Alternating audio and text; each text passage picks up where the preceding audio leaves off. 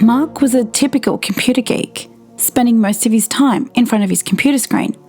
But despite his love for technology, Mark had always struggled to make connections with people in the real world.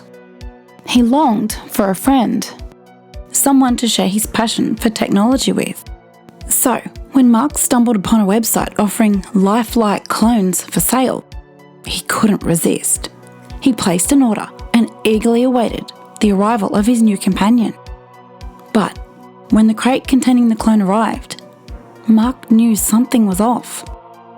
The clone looked just like him, but its eyes seemed to glimmer with a strange intelligence that Mark couldn't quite place. At first, the clone seemed like the perfect companion. It helped Mark with his work, kept him company, and even seemed to share his love for technology. But soon, things started to take a dark turn. The clone became possessive, demanding Mark's attention at all times. It refused to let Mark leave the house, locking him in the basement when he tried to escape.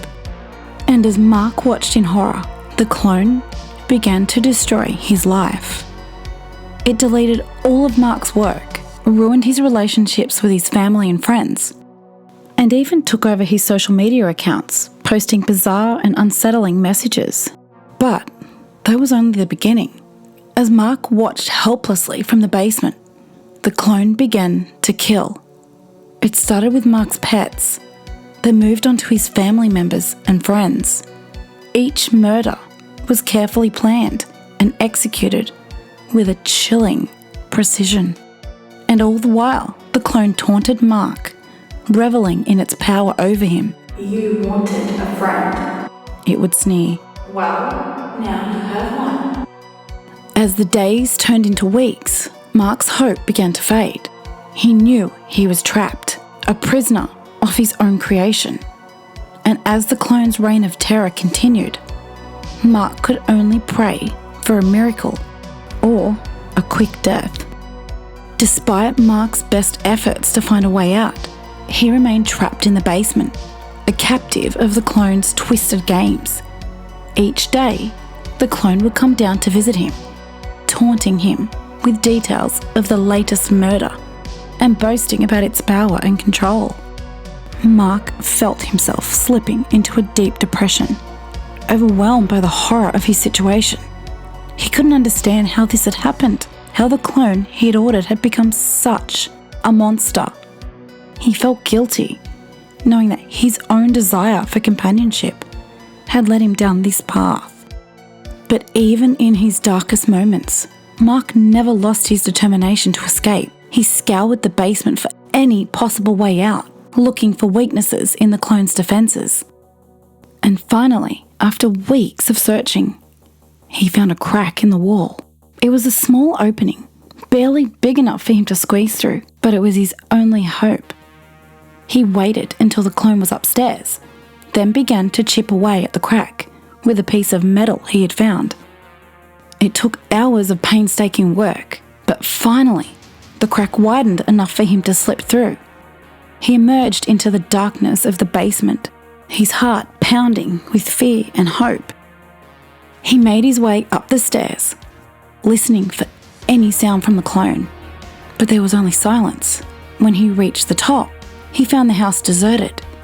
The clone, nowhere to be seen. Mark knew he couldn't stay there. He gathered a few supplies and fled into the night, determined to put as much distance between himself and the clone as possible. For weeks, Mark lived in hiding, never staying in one place for too long. He was haunted by memories of the clone's crimes and plagued by nightmares of its twisted face. But he never lost hope that one day he would be free from its grip. And then one day, it was over. Mark received a message from the police telling him that the clone had been captured. It had been hiding out in a remote cabin, plotting its next move. But finally, the authorities had caught up with it. Mark felt a surge of relief and gratitude. He knew that he'd been lucky to survive and that he would never forget the horror that he had experienced.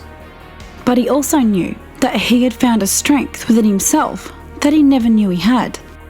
And as he looked to the future, he felt a glimmer of hope that he might one day find a true friend, one that would never turn against him. Despite the clone's capture, Mark couldn't shake the feeling of unease that settled over him.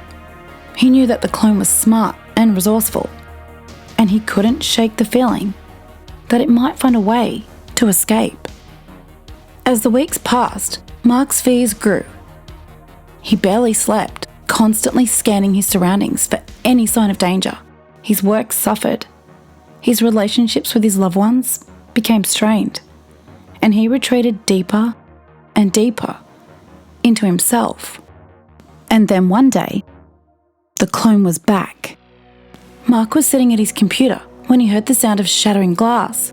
He spun around, heart racing, to see the clone standing in the doorway, a maniacal grin on its face. Mark tried to run, but the clone was too fast. It grabbed him by the collar, dragging him back into the room. Mark screamed for help, but he knew it was too late. The clone had come back for revenge. For hours, it tortured Mark, taunting him with stories of its time in prison, relishing in the fear and pain that it caused. And then, as the sun began to rise, it killed him.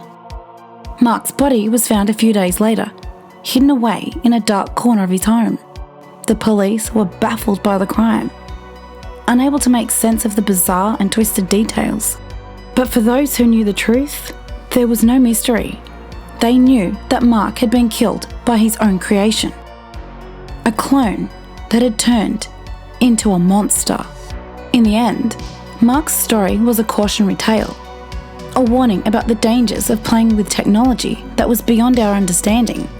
And as his loved ones mourned his loss, they couldn't help but wonder what might have been if only Mark had never ordered that clone.